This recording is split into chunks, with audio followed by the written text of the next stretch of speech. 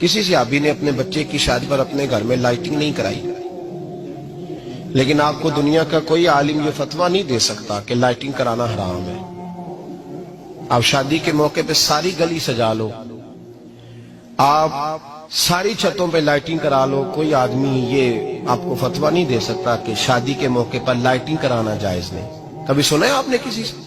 بولیے یہ جائز ہے، جائز پیسے ہے تو ٹھیک، بلکہ میں اس سے آگے بڑھتا ہوں، اس سے تھوڑا اور آگے جاتا ہوں۔ حضرت عائشہ صدیقہ رضی اللہ تعالیٰ عنہ فرماتی ہیں میرا جو کمرہ تھا نا جس میں میں حضور کے ساتھ رہتی تھی اور ایک لمبا زندگی کا عرصہ گزارا، اس میں 3 آدمی سو سکتے تھے، چوتھے کے لیے جگہ ہی نہیں تھی، اور کچا تھا، کھجور کے تنے کھڑے کر کے اس پر کھجور کے پتوں کی چھت ڈالی گئی تھی۔ میں جب ہاتھ اٹھاتی تھی تو میرا ہاتھ اپنی چھت کو چھو جاتا تھا۔ یہ ہے سنت نبی پاک کی، یہ حضور کا طریقہ ہے۔ بتائیے پکے گھر میں، لینٹر والے گھر میں رہنا جائز کہ ناجائز؟ کیوں جی؟ حضور تو کچے مکان میں رہتے تھے، آپ نے کیسے پکا بنا لیا؟ دین کو اس کی اصل بات میں سمجھیں، آپ ایسا نہ کریں جس میں انتشار اور امت تقسیم ہو، اس کا اصل مزاج دیکھیں۔ مہندی کے موقع پہ اگر کوئی آدمی 6 دیگیں دال چاول کی پکاتا ہے تو منع نہیں، جائز پیسوں سے پکائے۔ انہیں لائٹنگ لگوائی، کوئی منع نہیں، سارے محلے کو کھانا کھلایا، کوئی منع نہیں، بلکہ نبی پاک نے فرمایا بہترین مسلمان ہی وہ ہے جو سلام پہلے لے اور روٹی زیادہ کھلائے، تو بہترین مسلمان ہے۔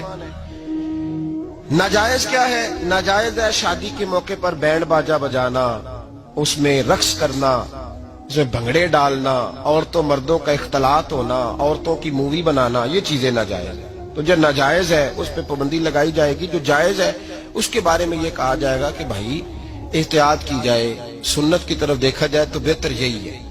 لیکن کوئی کسی آدمی کے پاس جائز پیسے ہوں، وہ 100 کنال کے گھر میں رہے، اگرچہ سنت یہ نہیں، اور یہ تو کوئی فتویٰ نہیں نہ دے سکتا کہ حرام ہے تیرا 100 کنال کے گھر میں رہنا، کہ ہے فتویٰ کہیں آپ نے سنا؟ تو ہمارے ہاں تکلیف کا معاملہ یہ ہے۔ دیکھیں میرے بھائی، کسی بھی صحابی نے، بڑے درد کے ساتھ بات کر رہا ہوں اور یہ میرا درد ہے، میں درد سے اپنے دل کو، اپنے ایمان کو حاضر ناظر کہہ کے بات کر رہا ہوں۔ امت بٹ جاتی ہے ہر موقع پہ یار، ہر جگہ تقسیم ہو رہی ہے امت مسلمہ، ہر روز کچھ نہ کچھ فتوے ایسے مل جاتے ہیں جس میں دراڑیں پڑتی ہیں۔ کسی صحابی نے کسی مسجد کے اندر اشتہار چھپوا کے، اعلان کرا کے درس قرآن کرایا کبھی؟ سیرت النبی کا جلسہ، ختم بخاری، مدرسے کا دستار فضیلت کا جلسہ، آپ نے اشتہار پڑھے ہیں نا یہ سارے مکاتب فکر کے، ہوتے ہیں کہ نہیں ہوتے؟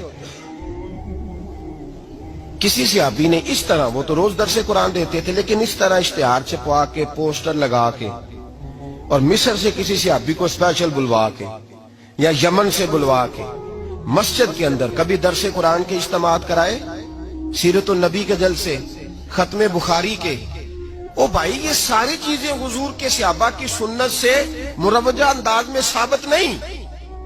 مجھے بتا میرے بھائی، میں درد کے ساتھ تجھ سے سوال کرتا ہوں کہ سیرت النبی کے جلسے میں تو پشاور سے مولانا بلائے، پنڈی سے بلائے، تو گجرات اور کراچی سے لوگوں کو بلا کر کے اگر سیرت کا جلسہ کرائے، اور تو اس میں ایک آدمی کو کراچی سے بلوایا جا رہا ہے تو تو نے اس کو 20,000 کی ٹکٹ بھی دی، اور اشتہار پہ بھی جلسے پہ خرچ ہوا، پھر لنگر بھی پکا، کھانا بھی تو نے کھلایا، نہ تجھے کوئی بیوہ یاد آئی، نہ تجھے کوئی مسکین یاد آیا، نہ تجھے کوئی غریب یاد آیا؟ حالانکہ کہنا چاہیے تھا نا یہ جو ₹1,00,000 لگ رہا ہے کسی بیوہ کی خدمت کر دینی چاہیے، یتیم کو دے دینا چاہیے۔ درد کے ساتھ بات کر، سوال میرا یہ ہے کہ وہی کام جو سیرت کے جلسے میں ہوتے ہیں، پہلے تلاوت ہوتی ہے، پھر نعت ہوتی ہے، پھر کسی عالم کا بیان ہوتا ہے، وہی کام صرف نام بدل کے کیا جائے، عید میلاد النبی نام رکھا جائے صلی اللہ علیہ وسلم۔ یہ میں آپ کے ذہنوں پہ دستک دے رہا ہوں، تقریر نہیں کر رہا، صرف دستک دے رہا۔ او بھائی دیکھو، ایک آدمی وہی کام نام بدل کے کرے تو جائز ہے، اور اگر اس میں نبی پاک کے میلاد کا نام رکھ لیا جائے یا نعت کا نام رکھ لیا جائے تو پھر مجھے اجازت دے میں تجھ سے سوال کروں کہ صرف تجھے حضور کی تعریف پوری لگتی ہے؟ پھر مجھے اجازت دے کہ میں تجھ سے پوچھوں کہ صرف تجھے نعت اچھی نہیں لگتی؟ پھر مجھے اجازت دے کہ میں تجھ سے پوچھوں کہ تجھے صرف رسول اللہ کے قصیدے اچھے نہیں لگتے؟ دے مجھے اجازت کہ میں تجھ سے سوال کر